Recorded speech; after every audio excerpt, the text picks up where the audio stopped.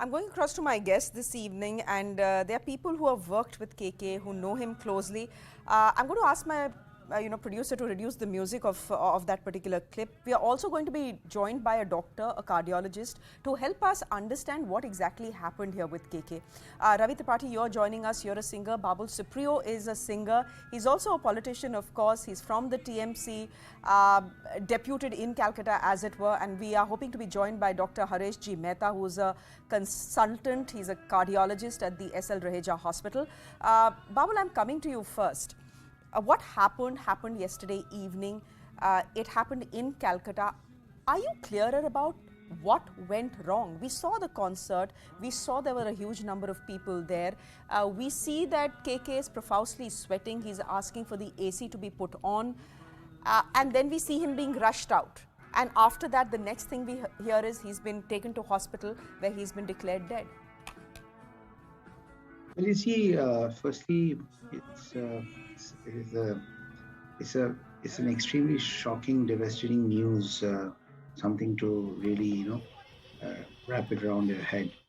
But sweating profusely in a show, drinking water repeatedly while you're performing, and especially in a college function, you end up performing for an hour and a half, 1 hour 45 minutes. In Calcutta, it's extremely hot. Even if he had, or if he was feeling anything uneasy inside of him, whether it is breathlessness, whether it is any kind of discomfort in the chest and all of that, the adrenaline pump, the euphoria when you're on stage interacting with the crowd and all that, we all as performers, we don't really are conscious to that. It's because sweating is normal, drinking water is normal.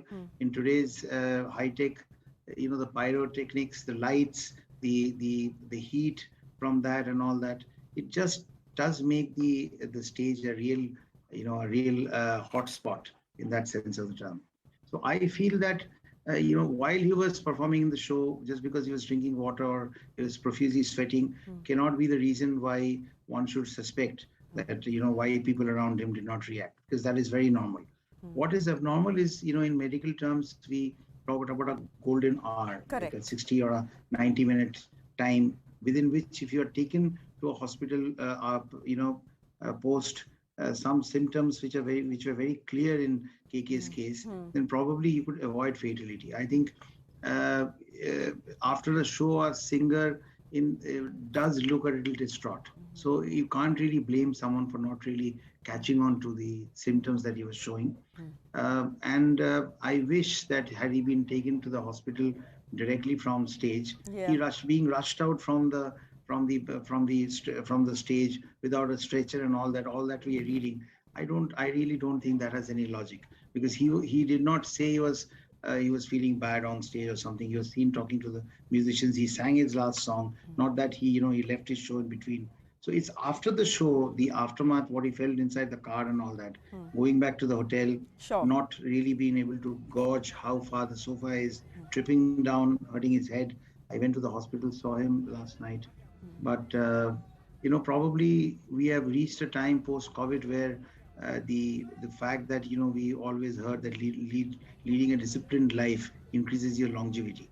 That's absolutely turning into a myth, because you are not going to find a more disciplined guy than KK, who spaced out his work, was a family man, no partying, no, desperation to be on the media or, in the limelight and all that. He just did his job and went back to his family. And that's exactly what we were talking with when I was deputed by Honorable Chief Minister in Kolkata after the Grand City to drop his family to the airport and see them off. Babul, we did see those pictures come in, a gun salute in Calcutta at the Rabindra Sadan.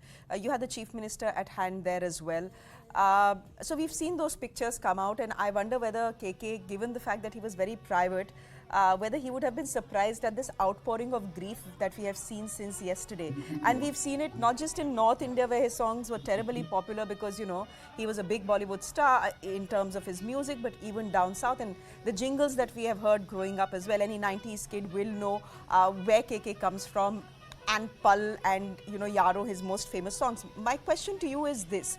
When was the last time you interacted with him? And as you look back, to a life that has been snatched away. He was just 53. What do you look back? When you look back, what is it that you see? I see a chilled out person who really felt that life was beautiful and led life beautifully. You know, he took care of his health. He was a person who did his workouts regularly, not at all someone who, did not manage his time well. I met him accidentally on a flight. Like normally we meet people on flights nowadays in the past time. I met him on a flight, and I just joked with him that before I have a place in Nainital, close to Nainital, and just opposite to my place is a huge hotel called Hotel KK International. So I said, KK, congratulations! I was there and I saw you opened a huge hotel there. So he said, no, I don't have a hotel to myself, nothing. I said, I saw it, it was right in front of my face. So we started with that, and then I love cars. I drive cars myself, even if I have a chauffeur. It's the same with him. So he was saying he had an Audi R8. He sold that and he got a RS5 and all that. And how I'm saying this, how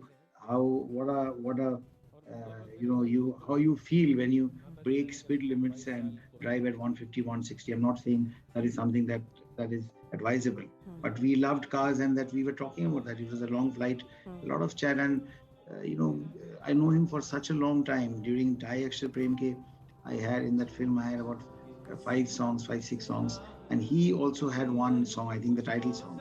So in Jatin Lalit's sitting room, while the songs were being rehearsed, and we could hear the songs, and we were wondering which song is going to go to whom and all of that. So in shows, we all started together. He was only about a year and a half, 2 years older to me, but uh, it's absolutely how the world has changed after COVID, because you really do not know how your body is going to react to a crisis situation. If we accept the fact that yes, KK was feeling bad yesterday, and there was a crisis situation, which, as I said, the golden hour was missed, Yeah, and that's I true. wish that someone caught that. Okay, we'll leave it there for the moment. Babul Supriyo, thank you very much for joining us at the top of 6:30. Ravi K. Tripathi and Palak Muchhal both are with us, both are singers. We'll try and get Dr. Harish Mehta to answer a point that Babul is raising about the fact that was this COVID at work? Is there something about post-COVID recovery that makes you vulnerable to heart attacks and heart issues as well? We'll try and get there in just a bit. But Palak Muchhal, what is ironical is the fact that the first song, at least that I heard, it's certainly not his debut song, but the first song that I heard, KK sing, and it's the, it really, for me and for many people my generation, is the identity for KK is a song called Pal. I'm fairly certain you've heard it as well. To me, it's ironical, almost prophetic, that you had him on stage, and the last song, you can see that he's feeling uncomfortable, he's drinking water, but the last song that he sings, the last song of his life, becomes Pal. Yeah. Honestly, I'm still not able to come to terms with the fact that he's no more. And the video that you're talking about, I've watched that video for over 100 times, and it's obviously the song that we all have grown up, at least the current generation has grown up listening to. It's the college anthem. And my first ever song in Bollywood was with him, Ek Tha Tiger Lapita, and he was my first co-singer. I feel blessed that I got to spend a lot of time with him in studios. He was such a positive person that the moment he would enter the studio, he would just make the whole atmosphere so chilled out, so positive, so happy. His interactions with music composers, singers, sound engineers, his colleagues were so smooth, so positive.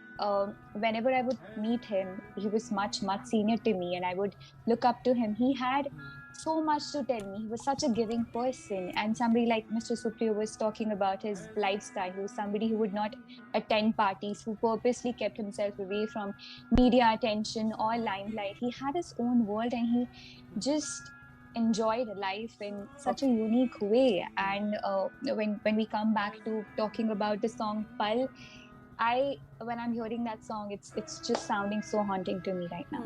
Okay.